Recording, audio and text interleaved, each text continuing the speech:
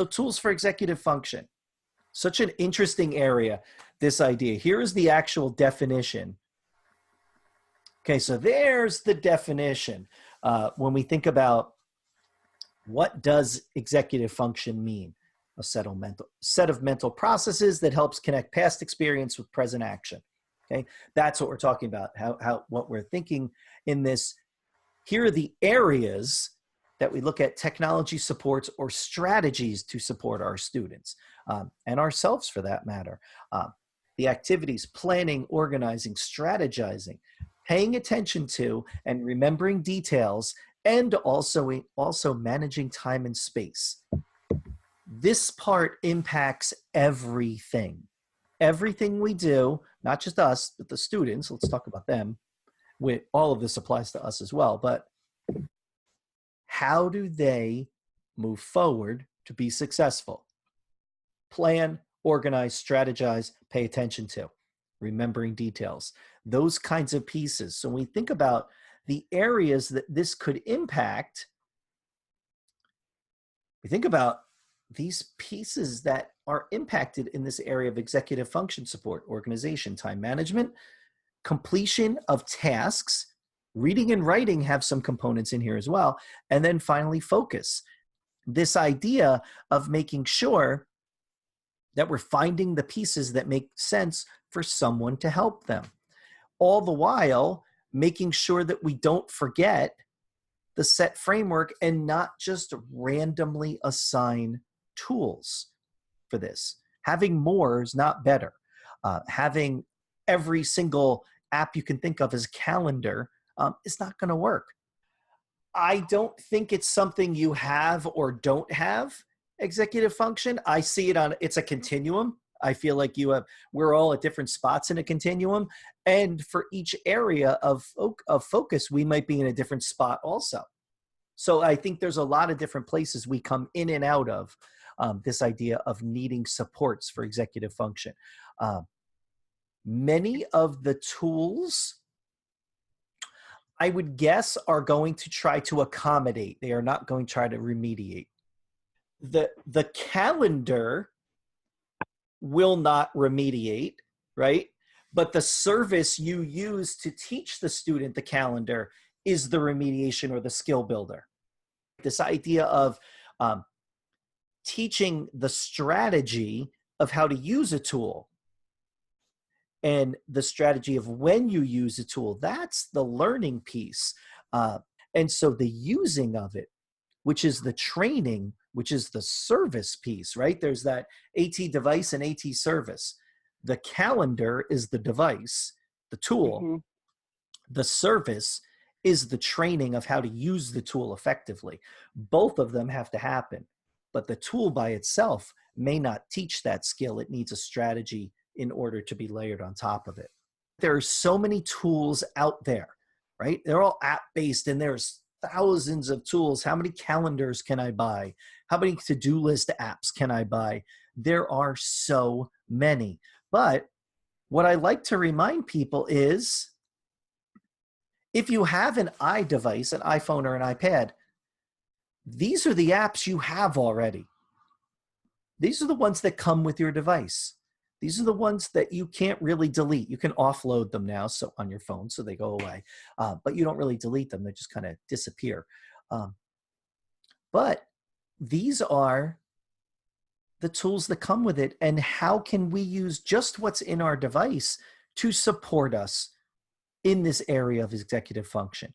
And think about an app and then talk about a feature that could support executive function within that app.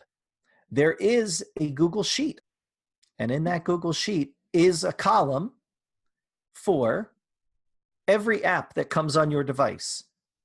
So this sheet is wide open for all of us. We can all access it. We can all type in it.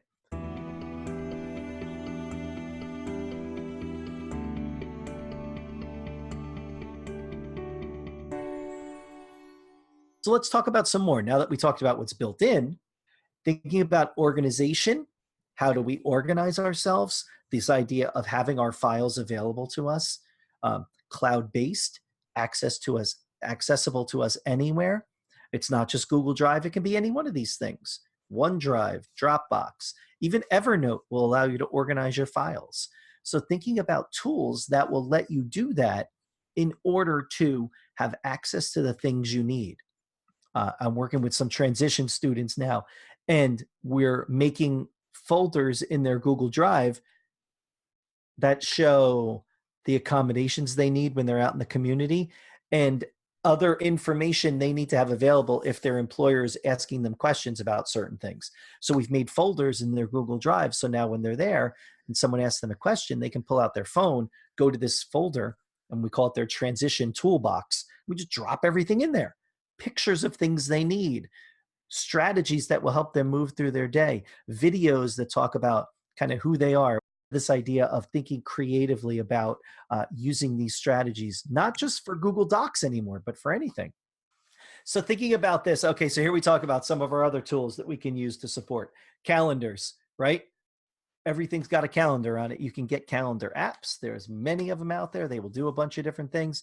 The calendar app itself might be less important than the strategy behind it. Thinking about how to make that specific for each person. This idea of customizing the way someone gets into things, whether it's with colors, whether it's with putting reminders in everywhere, whether it's codes that they can put in, whatever makes sense for them. Calendars to me are always the hardest thing to share with a student and to help them with, because I think inherently we all want to put our system onto somebody else. And that doesn't mean it's going to work for somebody else. It works for us. I mean, look at that picture. That's my calendar over there. That works for me. That might not work for anybody else, the one on the right, but for me, it does. And so we got to think about how that looks to someone else and what makes the most sense for them as they go forward. I think that becomes really tricky with this as we think about calendars. There are some that might have some more features that make it better for us to support someone. So we think about this idea of providing visuals. So I don't know if anybody's ever seen the calendar on the left, which is called the Visual Schedule Planner. That one, that has a cost, by the way. I think it's about 15 bucks. But what's nice about that one is you get that day view and it breaks it into 3 chunks, morning, afternoon, evening. So you see the different parts of your day, color coded to break it out. But also it's a little hard to see in the slide, but there are items in the calendar. Each of them can have a picture associated with it to give me a cue. So here's get dressed is the tag. There's a picture of someone getting dressed. And next to it, if I struggle with getting dressed every day, there's a checklist. And I can click that checklist and it walks me through the steps. If I don't need that step, then I can move past it. But if I need some support, then I can click it open and it will walk me through the steps. Feed the dog. There's the tag, there's the picture, and there's the checklist of what to do. That idea of moving me through it. When I'm in the middle of my afternoon, in the middle of this, the tag says bus to home. So I'm leaving school, I'm going home. There's a video in there that walks the person through the process of getting to the bus. So this can all be embedded in the calendar. Different supports, different features to help support someone depending on what they need. And you can have, and you see at the bottom, there's tabs, day view, week, and month. So you can look at it in any different way. But those extra supports in there become really key. This one over here on the right is called the AIDA Reminder. So AIDA, AIDA is the name of it. It's a pretty straightforward calendar app, not much different. But the couple things that are different is it is a calendar that lets me insert pictures in there. So now I can have picture cues in my calendar, in addition to the text that I might need to move me through a task. The other thing too is I can attach audio to any of my calendar items. So I can put a recording in there that I can hear out loud. So this one says take medication at 12 o'clock. I could leave myself audio that if I saw that pop up and I wasn't sure what that meant, I could tap it and it would read that out loud to me. It would announce that to me with recorded audio. It's not text to speech, it's recorded audio. So someone has to go in and record each of those little pieces, but then it's in there as a cue as it goes forward. And have it repeat. If I take medication every day at the same time, put it in there as a repeat. And then every day it pops up. So thinking about some of those, that one also has a cost, but it's only about, I think it's $2. Might be $1, might be two, something like that. A little cheaper. Again, we start thinking about this idea of visual calendars. So here's one from ChoiceWorks where it's a visual calendar. These pieces have picture representation, and then I can record audio underneath them. So another nice one. So I get kind of this visual view. So there's not much text here at all. There is available text, but very little. It's mostly icon based to walk me through the steps of a process. And you see that one's got a cost. It's about $5. Thinking about visual schedules, I love this idea of low-tech visual schedules. This is the visual schedule for Kenny, as you can see. Kenny works at the place where I used to work. So he was our custodial staff. He was a staff of one. He had all these tasks he needed to do during the day, and people needed to know where Kenny was throughout the day, and Kenny needed to know what he had left to do. There's our chart. It's a piece of poster board. All of those icons are Velcroed on. They can be torn off. So as Kenny moves through his day, he peels off the stickers and drops them in a folder. When he's done at the end of the day, he knows he's done because nothing's left in the column. And then he's able to stick them all back on, and then he goes to the next day. You can make them more digital if you want. So we can do different things. This one was created on a computer, so it has a little bit more of a computer look to it, a little more finished look to it. Same idea though. There's the things that happen in my day. At each time, these are the pieces that happen. So think about this. This one was also low tech because this one was printed out. But maybe they can be high tech. So here's one that's an app. So if you're not familiar with this, it's called the FirstThen App. And it allows me to create visual schedules. You see some of the examples there: get dressed, morning routine, feed the dogs, chores, make a sandwich. You can take pictures of each step and then record audio on top of it so someone can listen to each step as they go through. And then the app has check marks. So as you're done, you can tap it and it puts a big check mark over that item as you continue moving through. Great, good solution. It costs money, that app. I think it's $10. But it gives that other level of support. Here's another one, ChoiceWorks. So again, first I need to do this, then I'm all done. So you see the two different sides on this one. So this is the schedule. First I need to, and then it moves forward, and you see there's some timing associated with it. So I have some time I can put in there, and then I move the items to the all done column. It has audio support along with the pictures. And as you can see, it costs $7, but again, not bad. And at the very bottom, once all the items are done, then I can choose my reward for completing my tasks that I needed to. This one, I really like this one. I like the idea of this one and the simplicity of it. We all know the App Store. This is how you have to search for it in the App Store. That's its title, its official title: Children with Autism, a visual schedule. But when you find it, and it costs $12, it is a iOS app, and it allows you to program pieces in.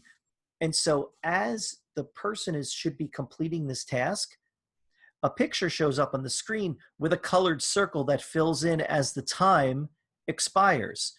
So if you schedule something to last for an hour, or say I ride the bus for 20 minutes, if it starts at 8:15, as the clock goes, the yellow bar fills around, and when the circle's complete, that task is done and it moves to the next one. And then it shows me the next one is school. School starts at 9, and then this blue bar will fill around the circle. Really nice, but really simple. That's what I like about this one, is it's simple and it's straightforward. It also has a watch app, which is really nice too. So it will pop up on the face of an Apple Watch and show you just the icon that you're seeing here in kind of the ride the bus scenario here. So that will fill the whole screen, so the person knows how long they have before they need to move to the next task. So really simple solution. I like it because of the visual aspect of it. Picture-based, the color-based, and the filling in of the circle. Really, really nice. That one is not for Android devices, which kind of stinks. It's only an Apple app. 30 Hands, which is an app that will let you take pictures and put audio on them. And then you can export it out to make a movie, which is really nice. A pretty straightforward way to make some social stories. Take some pictures of a task, record your audio on it, and then export it out. The only person who needs the actual app is the person making the movies. Once you export this out on a video clip, anybody can watch it on any device. You could post it onto the web, you could post it to a Google Drive folder. You could share it, person can watch it on any device they have. So a really powerful app. I used to really push this one hard because it was free, but now it's not free anymore. So I'll just semi-push it. It's pretty great, but I think it's about $5 or $6 for the app that's actually the full version of it, for the pro version. When we think about task reminders, don't forget low tech. Think about checklists. They're as simple as it gets. Print them out, put them on a whiteboard, someone checks them off, and then you can just wash it off. Whatever it takes to make somebody complete a task, whether it's app-based, paper-based, is it something that pops up on a device to give them notifications? Whatever it takes to move them through it. You can think about all of these from low to high. Task reminders is a great example of low to high. Google Keep, it's so powerful. Again, if you're in a school that does Google tools, thinking about ways to create reminders and notes for someone to move forward and be successful will be huge. The idea of putting notes in there that they can color code, these notes will show up in their other Google tools. So if they're in Google Docs, they'll see them along the side. You can set reminders. These will pop up in your calendar. I can tag things so that I can find them simply. So thinking about Google Keep and using the tools we have. If you have a Google account, you have Google Keep. So why not use it? Taking notes for organization. So any kind of that support that we think of where we want to pair written words with audio. So I mentioned the LiveScribe pen before. There's the picture of it on the top left, which is a pen and a special notebook. Now I can write my notes, but the notebook and the pen are syncing together the audio and the writing so that whenever I've taken a note, it's synced itself to that moment in time wherever, whatever the audio was at that moment. The audio note app on the right-hand side is doing the same thing. So you'll notice as the person was typing, you'll see on the left there is a little timestamp. Now when I'm done, I can go back and click on any of these words and the app will play me that moment in time where the person said that out loud. And then I can hear what they said. So and this is a great example of just writing simple notes. The person just typed the word syllabus, and then the person probably spoke about a syllabus for 2 minutes. And now I don't have to write down everything they said. All I need to know is if I want to go back to where they talked about syllabus, click here, and it's going to play audio for 2 minutes. Then maybe I can add other notes in if I want. So I don't have to feel like I need to be constantly typing. More times than not, people that struggle with note-taking, they're struggling with the processing piece of I hear something, I decide it's important, I bend down to write it, I get it all down, I look back up, and what happened? The whole class went on without me, and something else got shared, and I missed it because I was so busy getting my information down on my page. And so a tool like that gives you, as one of my students says, a security blanket. Now I know I have it. So now I can listen, and I don't have to worry about writing everything constantly. And so that's an example. This one's an audio note. This is the one I use. There's a bunch out there, but this just happens to be the one that I like. It's pretty powerful. The one on the bottom left is the Chrome version of that called Mic Note. So if you have a Chromebook, you can open up that, but get that app in your Chromebook and do the same thing. Record with notes and sync to audio alongside of it. Some cool little note-taking solutions there. Don't forget audio. Again, simple. Get an app, drop it on your phone, and just record audio. Ideas of something you want to remind yourself. If you're somewhere and you don't want to forget what someone says, do a quick audio recording. There are more audio recording notes, I think, than just about anything else. There are so many out there. Some are free, some have a pay. Again, look for the ones that you need the certain features. Can you get away with a free one? Probably you can. I have this one, just press record, and it's $3, but because it has the phone app with the watch app also. We talk about tools to stay focused. Here's a couple. The one on the left is called 30/30, and it loads into your iPad, and you set a schedule of what you want to do for a day in 30-minute chunks, and then hit play, and then it's supposed to trigger you to do the next thing. That's fine. I think that's good. I think it's a good, sometimes that's a little too passive as a support for someone because you could easily just kind of go off base. This gives me a sense of what I should be doing for the day, but it doesn't necessarily stop me from doing other things. If you're looking to block someone and you're in a Chrome browser, that is an extension called Stay Focused. Stay Focused will allow you to lock out certain websites. So you can block them completely, or you can set a time limit for them for the day. So if you know the students want to go to a certain website and that will be something that's motivating to them, you can set that for a certain time for the day. You can say, all right, I'm going to set that for 15 minutes today. And then you hit the timer and it goes. If at 9 o'clock I use my 15 minutes by 9:15, that website's blocked from me for the rest of the day. I can't get to it because it's connected to my Google account. So it doesn't matter what other computer I go to. As long as I stay in the Chrome browser, it knows who I am and it knows that I've used up my time already. So it's a way you can do that. You can block some websites. You can just flat out block them and say these are websites that these people cannot get to at all, or you can give them a time where they can say they can do it for a certain amount of time. When you block them for good, that's called the nuclear option. They call that, that's the feature, and it just completely blows that out. It's gone. But some examples of some things for focus. That was certainly not everything for executive function, but a good kind of quick overview of some tools, some areas of focus, some things we could look at. But like anything else, build your toolbox up a little bit at a time.